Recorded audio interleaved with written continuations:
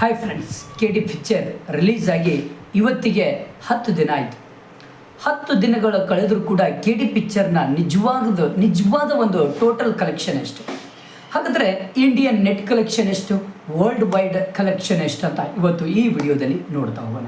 ಮತ್ತು ಭಾಗ 2 ಯಾವಾಗ ರಿಲೀಸ್ ಆಗುತ್ತೆ, ಹಾಗಾದರೆ ಭಾಗ 2 ಥ್ರಿಲ್ಲಿಂಗ್ ಏನು ಕಥೆ ಇಟ್ಟಿದ್ದಾರೆ, ಯಾವ ರೀತಿ ಥ್ರಿಲ್ಲಿಂಗ್ ಕೊಟ್ಟಿದ್ದಾರೆ ಅನ್ನೋ ಸಂಪೂರ್ಣವಾದಂಥ ಮಾಹಿತಿಯನ್ನು ಇಲ್ಲಿ ಹೇಳ್ಕೊಡೋಣ.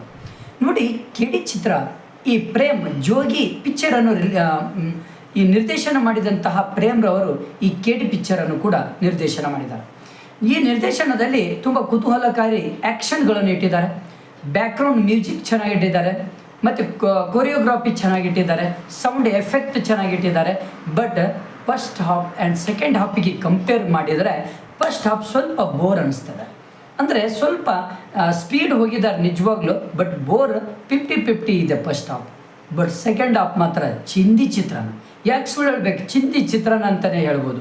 ಸೆಕೆಂಡ್ ಹಾಫ್ ಎಷ್ಟು ಸೂಪರ್ ಆಗಿದೆಯಪ್ಪ ಅಂದ್ರೆ ಫುಲ್ ಆ್ಯಕ್ಷನ್ ಕಟ್. ಅಂದರೆ ನೋಡಿ, KD ಪಿಕ್ಚರ್ದಲ್ಲಿ ಧ್ರುವ ಸರ್ಜರ್ ಅವರು ನಟನಾಗಿ ಇಲ್ಲಿ ಆ್ಯಕ್ಷನ್ ಕಟ್ ಇಲ್ಲಿ ನಟರಾಗಿ ಇಲ್ಲಿ ಪಾತ್ರವನ್ನು ಮಾಡಿದ್ದಾರೆ.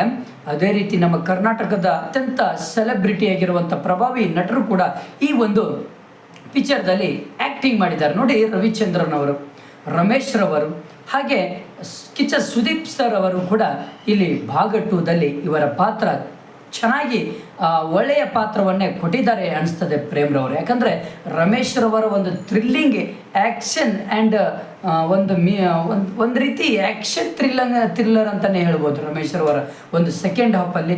ಮತ್ತು ಇನ್ನೊಂದು ಕಿಚ್ಚ ಸುದೀಪ್ರವರು ಕೂಡ ಸೆಕೆಂಡ್ ಹಾಫ್ದಲ್ಲಿ ಪರ್ಫೆಕ್ಟ್ ಆಗಿರುವಂಥದ್ದೇ ಅವರು ಕೂಡ ಇದು ಮಾಡ್ತಾರೆ.